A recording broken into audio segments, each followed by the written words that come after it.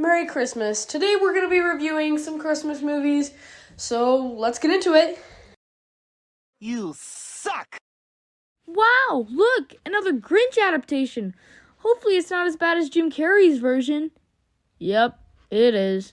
This movie had absolutely no business stretching its plot out to be a feature-length film. So much of it is just pointless filler, like adding Fred into the story. I guess the Grinch just needed another furry companion. Just pick up one of the Who's. They're pretty fluffy. I mean, just look at them!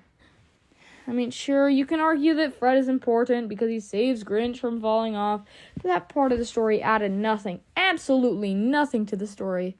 Oh yeah, I did just call the Grinch Grinch because that is his name in this. He's not the Grinch, he's just Grinch. Oh, but I haven't even touched on the worst part. Cindy Lou's subplot. Not the entire thing is bad, but any scene with her and her friends is horrible. None of the jokes hit, even though they're trying as hard as they could. I guess I should go out on a positive note. The animation was decent, the score was pretty good, and I had Max. I also think it was pretty cool that they had a reason that the Grinch was sad. But, yeah.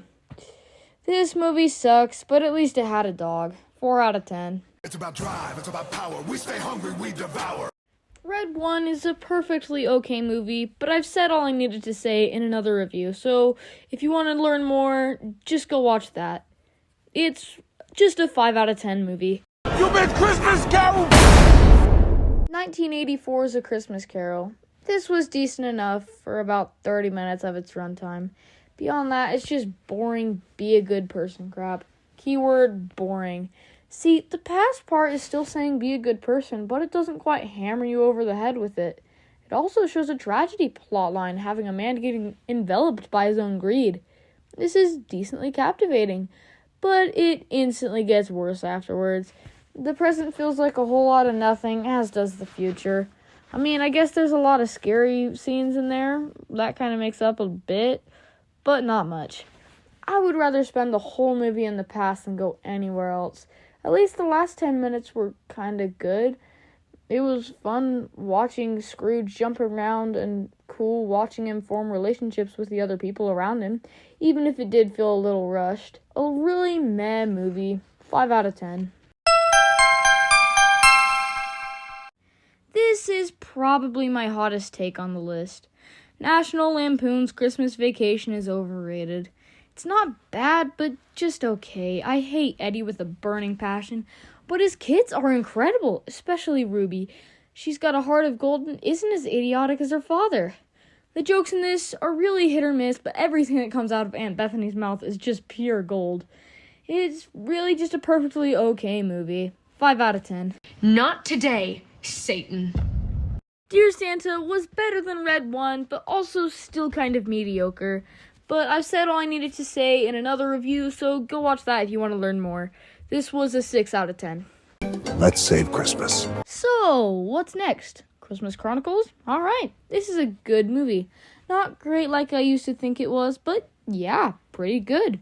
The standout of this movie is definitely Kurt Russell's Santa. He's a lot of fun and brings some good fun to the movie that wouldn't be there with just a normal Santa. The best scene, however, is the prison scene. Russell brings some excellent vocal talent to this role. The cops are also pretty funny. Teddy's arc is great, and he's an amazing character. Now, there are a few flaws, such as some of the elves. There are a few things with them that are good, and others that aren't great. Ugh. Kate's acting is not horrible, but not great. And the same goes for the CGI. Overall, as I said before, pretty good. 7 out of 10.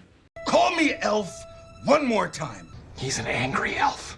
Let's get this straight. Elf is good. Not great, just good. The first act is kind of boring and not all that funny, and I really hate the elves' squeaky voices. But one thing I did like was James Caan. He's really good in this role, as everyone was in their respective roles. The snowball scene was really fun, and that's kind of what this movie is. The romance was incredible. Editing me here, the romance wasn't incredible. She did get over the bathroom scene way too quickly. I enjoyed Will Ferrell's character. This is a really fun movie. 7 out of 10. Hey look, another Christmas Carol adaptation nobody asked for. And it's got Ryan Reynolds and Will Ferrell. And some good music and some funny jokes. And it's not just another retelling. I'm sold. The biggest downside is some of the background choreography, but other than that, it's really good. 7 out of 10. The Guardians Holiday Special is one of the few good things to come out of Phase 4. I've made it tradition to watch this movie. I mean, it's funny, it's got that one song at the beginning, and the performances were pretty great, all except for Chris Pratt. He just seems lifeless compared to the other movies, but that's just a small fleck on a pretty great movie about human trafficking. 8 out of 10. No witnesses? Oh, Miracle on 34th Street. Such a great movie. This is my mom's favorite Christmas movie, and I can see why. It's funny, charming, and magical. The casting is incredible, and I love John Hammond as Santa. He gives such a charismatic performance and is easily the best part of this movie. I love how he really could just be a crazy old man. He never actually uses any magic, but it always has a certain feeling of wonder around him. While Santa is a great display of acting, there's another that takes the cake as best actor in this movie. Mara Wilson was incredible in this movie. She sells every single one of her lines, but this shouldn't come as much of a surprise since she played Matilda. Although, as great as this movie is, it still has some flaws. The romance was not nearly as fleshed out as it should have been. They had one montage, and bada bing, bada boom, they're in love. Another thing I don't like is the villains. They're really just a bunch of corporate a-holes, and that's it. I guess that's all they're meant to be, though, but I still don't like it. Overall, a pretty great movie. 8 out of 10. This and the first movie are pretty much equal on how good they are. I just have to give the first one the edge because, well, it's the original. This one has some funnier moments than the original, such as anytime Marv touches a brick. But then there's the way they tried to copy the Kevin makes friends with an old person thing that I don't think worked as well in this movie. I think that the acting is much better in this movie just because the actors have pretty much mastered these roles this time around. The mom plot I enjoyed more just because John Candy's not there.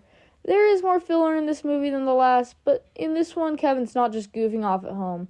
Speaking of Kevin, he goes all out on the traps. In the first one, only some of the traps could kill you. In this one, most of them could kill you. Overall, this is a pretty great movie that rivals the original. 8 out of 10. That's why he's the GOAT! The GOAT! You all know it. You all love it. Please welcome Home Alone. This movie is such a classic. It's hilarious, it's heartwarming, it's Home Alone. Kevin is such a fun protagonist / psychopath. Well, he's not full psychopath in this one. A few of these traps wouldn't kill a normal person, unlike all of Home Alone 2's traps. Kevin just got unlucky that he got 2 superhumans. Alright, on to the review. This movie is so funny that even on the probably 20th time I've seen it, it's still funny. Most of the laughs that came out of this movie were because of these 2 beloved crooks, Harry and Marv. These 2 play their parts to perfection. Their reactions are hilarious. The score is incredible and is definitely above John Williams' already brilliant standard. There were a few problems, such as this movie having a lot of filler, and I also find John Candy's character to be a bit annoying. But these don't stop Home Alone from being great. 8 out of 10. When I went into this ranking, I knew which movie would win, and yeah, it wasn't close. This movie is incredible and deserves every bit of praise it gets. The outdated material in this, like the scene after the dance, is definitely bad, and probably the only thing stopping this movie from being a 10 out of 10. I guess there are a few problems otherwise, like how I really don't see any chemistry between George and Mary. Before the marriage. George is kind of mean before they're married, but as soon as they are, they're the perfect couple. I really haven't touched on how great this movie is yet, because holy heck is this movie incredible. It's emotional, it's funny, it's got amazing acting. The child acting was some of the best I've ever seen. Young George Bailey deserved an Oscar for that performance in the drugstore. I really cannot stress how great this movie is. If you somehow haven't seen it, go watch it now. 9 out of 10.